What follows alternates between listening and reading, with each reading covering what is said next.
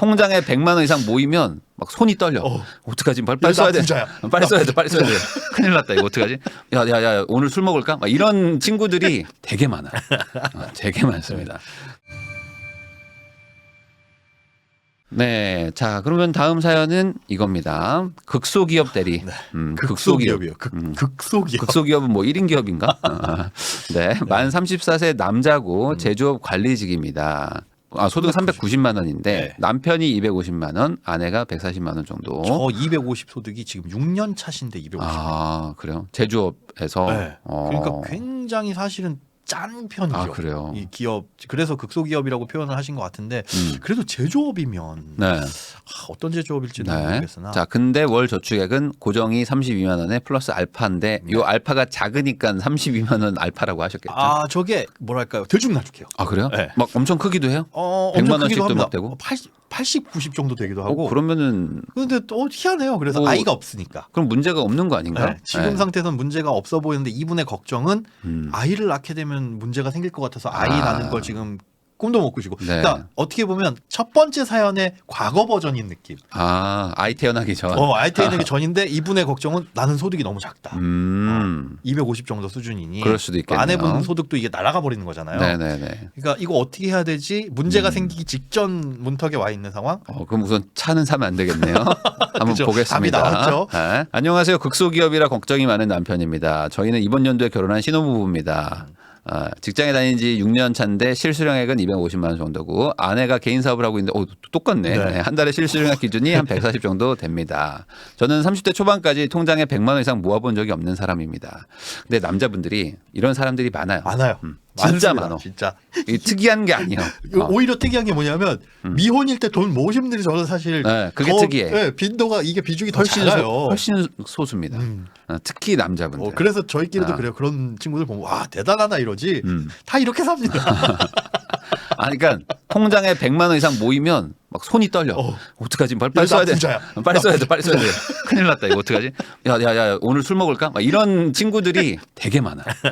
되게 많습니다.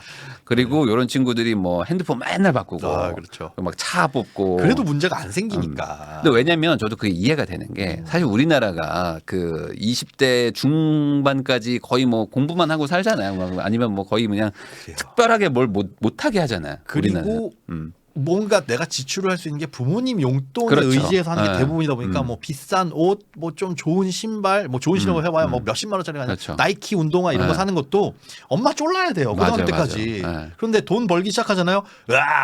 야 나이키 운동화 이걸 내 마음대로 할 수 있거든. 맞아. 그게 어른들 중에 저는 그 레고 좋아하는 분들 있거든요. 저도 레고를 약간 좀 좋아하는 심리. 편인데 그게 있어. 그러니까 어릴 때 못 사니까 커서 사야지 막 하는 분들도 있고. 근데 그게 내 지출의 어떤 능력을 벗어나는 것도 아니고 이 정도는 할 수 있어. 마이너스는 안 나. 네. 그러다 보니 스스로 그거에 대한 만족감도 굉장히 높고. 네. 그래서 이런 분들 많으세요. 그러니까 재테크적으로 봤을 좋은 건 때는 좋은 건 아닙니다만. 아닙니다만 네. 많은 분들이 이렇게 한다는 거는 이해를 하시고 자 그래서 버는 거를 술이나 담배나 유흥을 즐기면서 살았습니다. 네, 하지만 한 가정의 가장이 된다고 생각하니까 정신이 번쩍 들더라고요. 그 뒤로 2년 전부터 담배 끊고 술 끊고 친구도 끊었습니다. 결혼 2년 전부터 그럼 이렇게 하신 거네요. 그러니까 이렇게 했다는 거는 잘한 거죠. 네. 하지만 지나간 세월은 돌이킬 수가 없더라고요. 이제 와서 공부해서 대학을 가고 대기업을 갈 수도 없으니까요. 그러면은 고졸로 취업을 하셔가지고 한 몇 년을 그냥 쭉 그냥 이렇게 100만 원 이상 안 모으고 다 네. 쓰신 거군요. 그럼 지금 직장에 있으신 지는 한 6년 정도가 되신 것 같고. 그러니까 6년 동안 계속 돈을 그냥 쓰시기만 한 거네. 네. 사실 모으려고 그랬으면은 꽤 모았을 수도 있겠네요. 월 그 정도면 한 1억도 모았을 수도 있을 것 같긴 한데. 이악 물고 모았으면 됐을 수도 근데 이게 있었을 텐데. 지나고 나면 후회가 돼요. 맞아요. 왜냐하면 이 지나간 세월을 돌이킬 수 없다는 거는 지나봐야 알거든요. 그전엔 몰라. 모르죠. 그 중간 과정에서는 또 언젠가 또 모으면 돼. 심지어 알려주잖아요. 어른들이 너 그렇게 살면 안 돼. 차 사지 마라. 뭐 하는 알려주는데 귓등으로 들려요. 맞아. 그냥 사람은 다시 겪어보면 또 다시 돼. 깨닫는 거니까. 근데 참 이분은 결혼하시기 전에 가장이 된다라는 것을 머릿속에 그려보고 이렇게 담배도 끊고 술도 끊고 친구도 끊었을 정도면 의지도 대단하신 것 같아요. 근데 이분은 되게 그래도 좋은 케이스입니다. 왜냐면은 대부분 한 가정의 가정이 된다고 생각하질 않아. 그냥 결혼하는 거지. 결혼하고 와이프한테 시달리다 보니까 이렇게 살아야 되나. 잠깐만 결혼하면 맞벌이 되네. 또 오히려 더 좋네. 이렇게 생각하는 친구들도 많고 맞벌이를 그리고 해. 야 우리 이제 앞으로 같이 벌자. 우리 약속 끝까지 가는 거야. 뭐 이런 친구들도 있어. 세상에는 생각보다 정신 안 차리는 네. 남자들도 많다는 거 제가 남자라서 얘기하는 겁니다. 물론 여자분들도 그런 분들도 있고 있어요? 정신 안 차리는 여자분들도 많아요. 남녀 차별 아닙니다. 둘 다 똑같아.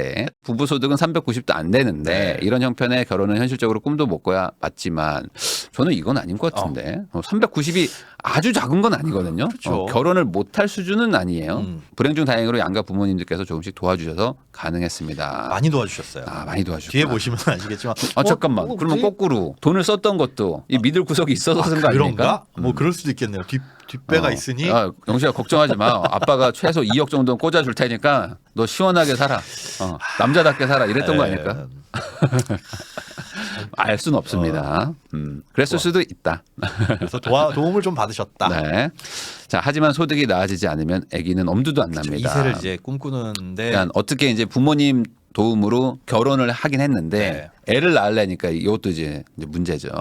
또 다른 문제는 남들보다 더 오랜 기간 생각 없이 살다 보니까 뒤처지는 마음에 따라잡아야 한다고 조급해서 자꾸 코인 주식을 기웃거리며 이러면 안 돼. 이러면 통장에 돈이 가만히 있는 걸 못 보고 그러니까 이게 보니까 그 100만 원 넘으면 안 되는 병에 걸리신 거는 여전한 거야.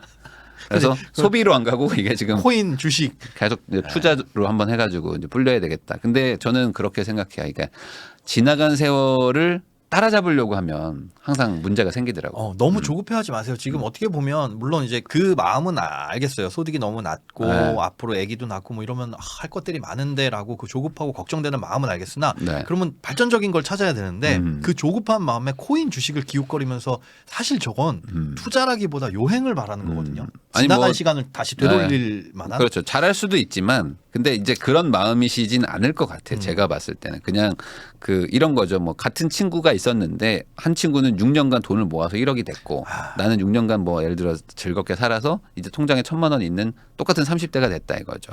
그러면 많은 분들이 여기서 그 친구를 따라잡아야 되겠다. 맞아요. 그러니까 그 친구의 그 6년의 7년의 세월을 어찌 보면 되게 무가치하게 판단하는 거죠. 그게 있었기 때문에 1억을 모았던 건데 나는 그냥 지금부터 바짝하면 똑같이 1억이 될 거야. 라고 생각하면은 그게 올바른 마음은 아닌 것 같아요. 아닙니다. 그게 아니고 나는 36살 때까지 열심히 돈을 모아서 이 친구랑 6년 차이가 나는데 이거를 조금씩 줄여가지고 나중에 한 40대나 45세쯤에는 따라잡고 역전해야지라는 플랜을 짜시는 게 그게 좋다라고 저는 훨씬 더 생각을 건설적인 합니다. 거죠. 저희 부부의 이 작은 소득으로 앞으로 어떻게 살아가야 될까요? 조언을 좀 해주시면 네. 좋겠습니다. 멋진 남편, 멋진 아빠가 되고 싶다고 하세요. 적어주셨네. 3천만 원으로 돈 못 모으는 가장 큰 이유는 통장에 돈으로 뭔가를 자꾸 하려고 한다. 그러면 이런 분은 아내분한테 좀 경제력을 좀 맡기는 게 맞지 않을까? 글쎄요. 아내분이 또 어떤 경제관념을 갖고 계실지는 네. 몰라서 두 분 중에 한 분이라도 잘하는 분이 맡아가지고 주도를 하면 좋은데 맞아요. 그런 과정에서 이제 또 안 좋은 점이 뭐냐면 그 남편분들이 게으른 경우가 있어요. 네. 아내한테 맡겨놓고 권리와 책임을 전부 다 지게 하는. 그런 분도 있어요. 있습니다. 맞아. 그러면 문제가 생겼을 때, 야, 넌 벌어다 줬으면 됐지. 네가 해야 되잖아. 라고 책임 회피를 하시는 분들이 덜어 있어요. 네, 그래서 네, 가장 좋은 건 돈 관리를 누가 이제 하는 거, 주도적인 1번은 필요한데 고민은 같이 하셔야 돼요. 네. 같이 하셔야지 나중에 이제 일 터졌을 때 애 대학 갈 때쯤 되는데, 야, 우리 대학 등록금 낼 돈도 없냐? 뭘 열심히 벌어다 줬는데 어디 갔어? 이런 소리 하면 정말 그런 분들도 계셔서. 저는 개인적으로는 우선은 진짜 한 2천만 원이든 3천만 원이든 두 분이서 한번 모아보는 것부터 네. 해야 되겠다. 지금 이 저축을 하는 그 습관도 사실은 못 가져보신 거잖아요. 근데 네. 꽤 많이 모았어요. 뭐야 또 이것도 저는 그래서 이분이 사연을 여기까지만 해주셔요. 그래서 막 이것저것 전화해가지고 여쭤보니까 뭐야 내용이 좀 달라? 얘기가 조금 기만자였어? 네. 근데 그거는 있어요. 소득 자체가 지금 적다 보니까 지금 노력해가지고 요만큼은 모아놨는데 이게 아이가 태어나고 상황이 바뀌면 급격하게 소진되고 확 사라질. 네, 그건 한번 보겠습니다. 그러면은 지금 지출이 230만 원 정도 되는데 네. 요거는 390을 벌어서 230을 쓴다. 네. 그러면 나쁘지는 않은 거 아닌가요? 두 분이서 같이 생활을 하시는데 아주 심각한 문제가 있고 그런 건 아닌 것 같은데. 내용도 보면 크게 과소비하시는 것도 네. 없어요. 월세가 17만 원? 네. 상당히 저렴한데. 저렴한데 이것도 이것도 약간 뒤에 보시면 갸우뚱합니다. 네. 그리고 부모님 저금 15만 원. 네. 그러니까 부모님한테 저축을 들어놓는다는 건가요? 아니요. 부모님을 위한 저금이요. 그러니까 생신, 뭐 어버이날 이런 비용들 매달? 를 위해서 그 정도씩 그럼 1년에 200. 떼가지고 양가 부모님께 요거는 꼭 하고 싶다. 네. 왜냐하면 부모님이 많이 도와주셔서 혹은 도와주실 게 있어서 도와주신 게 있었죠. 남자답게 살아라고 할때 어깨 펴 이렇게 한 게 있으니까. 그 어깨 펴 그러면 네 감사합니다. 그리고 어깨라도 주물러 드려야죠. 요거는 좀 필수 비용이네요. 네. 그럼 어쩔 수 없이. 자, 그 관리비 잠깐만 월세가 17인데 관리비가 15다? 이거 뭔가 사연이 있을 그죠? 것 같습니다. 상조 요거 어떻게 보세요? 상조. 저는 상조는 별로예요. 굳이 지금 왜냐하면 나중에 해도 되거든요. 네. 나중에.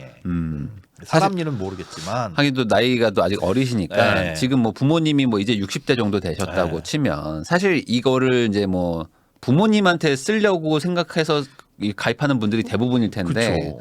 부모님이 지금 젊으시니까 먼 아직도 미래인데. 먼 미래니까 네, 보험료 85,000원 그러면 지금 2명분이잖아요. 네. 85,000원? 저 정도도 나쁘지 않고 그럼 여행도 10만 원. 1년에 한 번 여행 그러니까 가시는 120만 원으로 여행 가자. 네. 뭐 이것도 뭐 본인이 어떤 계획이 있으면 상관없는 거죠. 휴대폰 14만 원. 요거도 좀 줄여야 되지 않을까? 줄일 만한 가능성이 있죠. 알뜰폰으로 하게 되면 뭐 한 10만 원 정도 10만 원까지는 아니더라도 한 6, 7만 원 정도는 줄어들 수 있고요. 네, 막 혹시나 만약에 그 뭐 이동통신사 3사를 쓰고 계시다면 알뜰폰 한번 알아보시는 것도 괜찮다. 저도 좋습니다. 알뜰폰 하는데 아무런 차이가 느껴지지 않습니다. 오히려 통신사에서 주는 할인 혜택들 있잖아요. 네. 그거 1년 동안 챙겨 먹는 게 더 적어요. 제가 그 VIP를 뭐 주더라고요. 8만 원, 9만 원짜리 무제한을 쓰니까 그래서 뭐 11만 점인가를 줘요. 제가 그 포인트. KT 거 썼는데 한 3년간 한 포인트도 쓴 적이 없어요. 그걸 쓰려고 내가 한번 알아봤거든요. 네. 영화를 제가 보려고 했더니 그 특정 뭐 사이트 가서 뭐 해야 되고 불편하고 뭐 안 되더라고. 네. 네. 그게 어렵더라고 오히려. 용돈은 60만 원으로 각각 30이고요. 네. 식비가 80만 원. 근데 둘이서 식비 생활비 80. 약간 좀 세기는 해요. 네. 식비 생활비 물론 이제 맞벌이 하시는 가구들 용돈도 또 추가니까. 어쩔 수 없이 쓰기는 하는데 제가 맞벌이 하는 기혼 아이 없는 가구들의 평균적인 식비 정도를 보면 한 60 정도 쓰시거든요. 그런데 물론 요즘에 물가가 많이 올라서 네. 진짜 오르기 많이 올랐어요. 근데 이거저거 보면은 다 돈이 뭐 나갈 만한 돈들이고 약간씩은 줄일 수 있어도 크게 많이 줄이기가 크게는 어렵네요. 없어요. 그러면 계산상 저축 가능 금액이 4, 50만 원인데 네. 이건 무슨 말인가요? 요거는 아까 고정적인 지출이 한 32만 원 정도 되셨죠. 네. 플러스 여윳돈이 생기면 뭐 조금 더 넣고 뭐 이런 거거든요. 근데 그렇게라고 하더라도 한 4, 50이 더 남아야 되는데 그럼 네. 남는 돈들은 보통 이분이 그렇게 저축을 하시는 편이세요. 묶어놓는 저축이 되게 적고 32만 원 정도로. 네. 그리고 나머지는 여유가 되면 몰아넣고 이런 형태입니다. 그럼 많이 모았냐? 네. 뭐 뒤에 보시면 될 겁니다. 네, 포기할 수 없는 소비는 부모님 저금으로 설, 추석, 명절 때 양가 20씩 드려야 되고 생신 때 드리고 뭐 선물 등 해야 됩니다.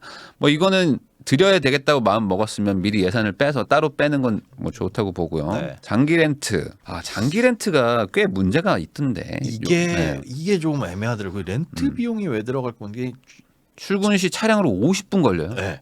편도 2시간? 대중교통은 2시간이요. 그러니까 차를 할 수밖에 없는데 왕복 100km 거리래요. 와. 그러다 보니까 차가 금방 노후가 되는 거죠. 그렇죠. 그러면은 내가 차를 사가지고 굴리는 것보다는 렌트해서 차라리 관리받는 게 낫겠다. 뭐 요즘은 렌트 그 자동차 타이어까지도 네. 뭐 일정 킬로미터까지는 해준다면서요.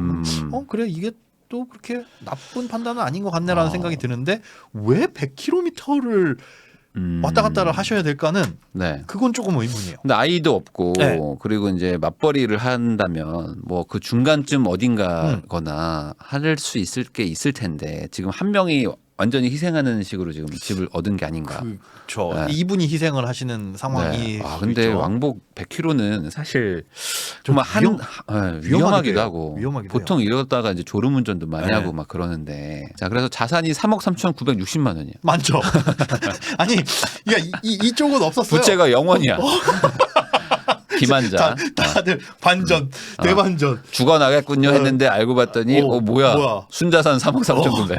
빚도 하나도 없고. 그러니까 뭐야. 결혼을 하실 때 저 월세 100만 원도 모은 적이 없는데. 갑자기 3억이 넘는다. 다들 무릎표. 야 어깨 피고 살아. 너 누구 아들인데 뭐 어깨 무릎표 피고 막 살아. 올라온다. 어깨 피고 살으라고. 괜찮아. 남자가 그렇게 돈 써도 돼.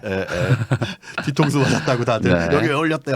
근데 이거 여러분들 부모님이 도와주시긴 했는데 이 도움을 언제까지나 계속 받을 수는 없잖아요. 저희 힘드니까 생활비 좀 주세요. 이건 안 되니. 이분도 그게 걱정이 된 거예요. 결혼하실 때는 양가 쪽에서 도와주셔가지고 보증금 정도 받으신 것 같아요. 상담 그러니까 독려하라는데요.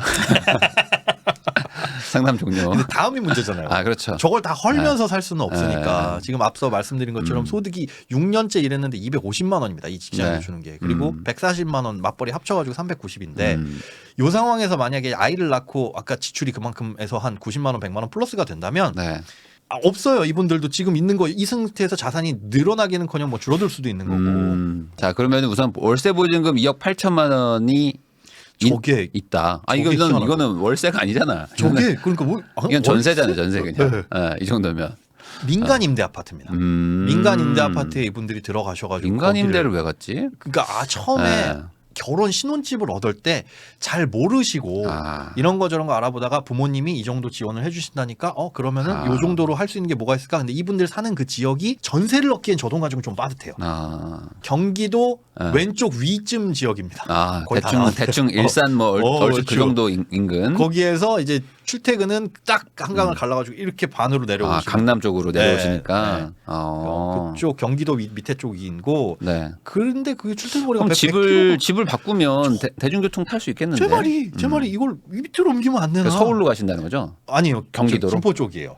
김포 쪽. 네, 김포 쪽인데 차라리 그럼 멀지 않은데?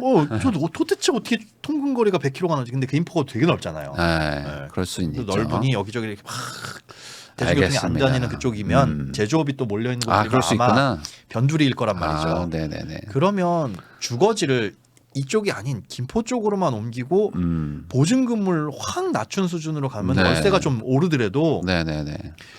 훨씬 낫지 않을까. 그럴 수 있죠. 주식이 1,000만 원, 정기예금이 1,200만 원, 네. 청약으로 1,860만 원, 청년 희망적금 1,800만 원. 네, 2년 뒤에는 3천만 원이 되니까 저거는 못 네. 건드리고 네. 청약도 사실 못 건드리는 돈이고 정기예금이 아까 뭐 이런 거 저런 것들 돈 이렇게 사부작 모은 것들이 저런 데 들어가거나 네. 그렇게 모인 것 같아요. 그래서 사실은 저 월세 보증금 빼게 되면 네. 그렇게 크게 많지는 않은데 부모님 도움이 좀 근데 뭐 이제 신혼부부니까요. 네. 뭐 저거 빼고 나면은 뭐 그래도 뭐 적지는 않은 것 같고 그리고 뭐 저축이 아예 안 되시는 것도 아닌데 이제 애를 낳고 이런 것들에 대한 고민이 있으신 거는 알겠는데 중요한 건 이거죠.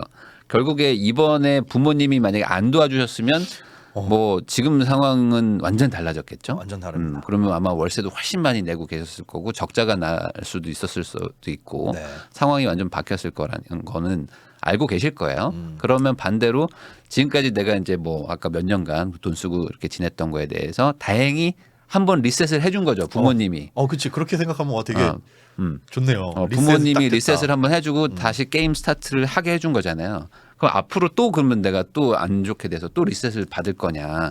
그거는 좀 사실은 하면 안 되는 이분도 거잖아요. 기대를 안 하고 네. 있고 그래서는 안 된다라고 또 생각을 하고 있고 그렇기 때문에 걱정이 있으신 거죠. 네. 저는 소득을 좀 늘리셨으면 좋겠어요. 네, 그런 의미에서 반대로 진짜 소득을 늘릴 수 있는 걸 찾아보는 게 좋지 않을까. 왜냐면 아내분도 지금 140이 실수령이고. 네. 네, 그럼 사실 너무 적은 거잖아요. 이분도 만 34살 30대 이제 중반인데 네. 이 나이에 6년 7년째 일하는 직장에서 250을 받는다라는 건 직업의 귀천을 따지는 건 아니나 요즘에 사람 구하기 힘들어가지고 뭐 300씩 주겠다라고 하는데도 사람 못 구해서 폐업하는 자영업자들도 많으신데 네.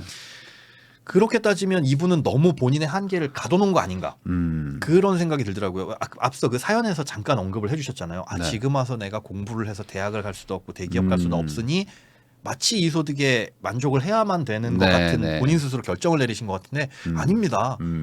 할 수 있는 일들은 얼마든지 많이 있고 그리고 아내분도 지금 어쨌든 자영업을 하시면서 140 정도 버신다고 하면 네. 이 자영업을 계속 하는 게 맞는지도 한번 고민해 볼 필요는 있죠. 그렇죠. 그 품이 또 얼마나 들어가느냐에 따라서 달라질 수도 있는데 저 그거 하는데 하나도 안 힘들어요. 그냥 앉아만 있으면 140 오는데요. 그럴 거면 차라리 그 자영업을 접고 이 남편분 쪽 회사 쪽으로 뭐 옮기시든지 해가지고 남편도 사실 100km 왔다 갔다 하는 게 쉬운 일이 아니거든요. 네네. 그러니까 이렇게 좀 줄여주고 그래서 좀 뭐 아까 말씀하신 것처럼 그 가까운 지역으로 이사 가서 거기서 뭐 자영업을 다시 하시거나 아니면 다른 식의 어떤 뭐 온라인 기반의 사업을 하시든지 해가지고 두 분 합쳐서 한 400 이상은 뭐 400에서 뭐 500 정도 맞출 수 있게 그럴 정도면 세팅을 좀 하고 나면 좀 낫지 않을까.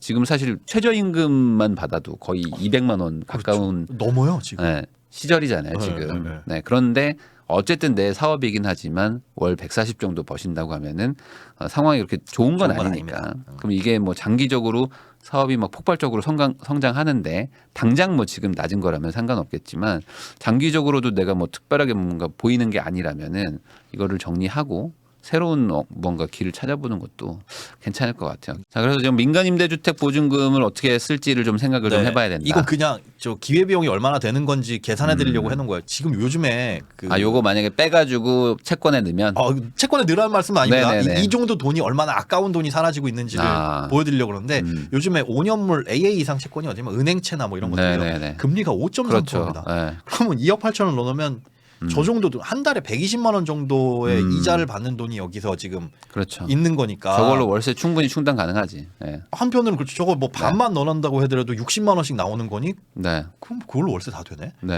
그러니까 그 정도의 큰 돈이 있는데 이걸 투자를 안 하고 언제까지 그럼 여기서 8년까지 거주를 할 수 있대요. 그럼 8년 동안 저걸 묵혀두면 저 가치는 계속 떨어지는 거잖아요. 그렇죠. 그 집을 그대로 사는 것도 아니고 그래서 긍정적으로 저걸 활용하는 방안도 좀 검토를 해 보셔야 된다라는 거고. 네. 그리고 이제 이사 가는 것도 충분히 필요하다. 네. 이거 렌트하고 하는 것도 사실 뭐 공짜가 아니잖아요. 그렇죠. 저 차량 비용도 들고 나중에 뭐 고장 나고 하면 뭐 또 감가가 많이 되면 어차피 돈 들어가는 건 마찬가지거든요. 네. 그러니까 지금 소득이 높지 않은데 고정비가 크면 하여간 답이 없잖아요. 맞아요. 네. 그리고 저는 무엇보다 이분 100km를 출퇴근하신다는 게 걱정돼요. 걱정돼요. 이게 네. 나중에 뭐 피곤하고 또 요즘에 날씨도 안 좋고 눈도 오고 이러면 맞아요. 네. 차 타면 50분인데 50분 금방 가요라고 하시겠지만 이게 시속 30km로 50km 가는 거랑 시속 7, 80을 쫙 밟아서 50분 가는 거랑은 좀 다르죠. 위험합니다. 네, 그러니까 이거는 가능하면 출퇴근은 좀 가까운 데 가시는 게 좋아요. 나중에 뭐 실거주용 집을 사서 아이들이 거기서 이제 다 학교를 다니고 어쩔 수 없이 뭐 멀리 가는 거는 뭐 아빠들이 뭐 맞아. 애들을 위해서 어쩔 수 없다고 하지만 지금은 뭐 그런 것도 아니고 월세집이고 굳이 여길 100km로. 네, 그리고 아내분이 뭐 엄청난 고소득을 일으키고 있어가지고 아내분한테 다 맞춰줘야 되는 상황도 아니고 그렇다면은 오히려 지금은 좀 다시 한번 세팅을 좀 바꿔보는 게 더 낫지 않을까. 네. 시간을 좀 버는 게 중요합니다. 시간을 벌어야지 또 내가 무언가를 할 수 있는 거니까 비용도 줄이시고. 군랑님이 내 친구 얘기인가 비슷한데 근데 사실은 다 비슷비슷합니다. 이런 친구분들이 전국에 한 2,800명 정도 계세요. 다들 비슷한 네. 고민이에요. 네, 그러니까 그런 것들이 뭐 일반적인 얘기라는 건 좀 이해를 해주시면 좋을 것 같고. 언더씨님도 왕복 100km 출퇴근하신다고. 네. 근데 이제 두 종류죠. 아이나 뭐 어떤 그런 네. 상황 때문에 어쩔 수 없이 하는 분들이 있고 굳이 이렇게 안 하셔도 되는데 그냥 이렇게 하는 분들이 있거든요. 그러니까 그거는 좀 구분을 하는 게 필요합니다. 장기적으로 소득을 늘릴 수 있는 방법도 찾아보기는 해야 될 것 제발 같아요. 네. 이게 해결이 안 되면 한 3, 4년 후에 아이를 낳아서도 또 똑같은 고민하실 거예요. 특히 이제 아내분도 소득을 좀 한번 늘릴 수 있는 방법을 좀 찾아보시면 좋겠다. 애 낳기 전에 사실 찾아보는 게 중요하지. 네. 애 낳고 나면 사실 또 경력이 또 단절되고 하는 것들이 있으니까 지금부터 좀 두 분이 시간 많으니까 지금은 그럴 때 많이 좀 찾아보시면 좋을 것 같습니다. 아직 뭐 빚도 전혀 없으시니까 네. 앞으로의 가능성이 열려 있습니다. 네, 다시 부모님이 또 리셋해주지 않도록 본인들이 이제 앞으로 천천히 잘하시면 될 것 같아요. 네.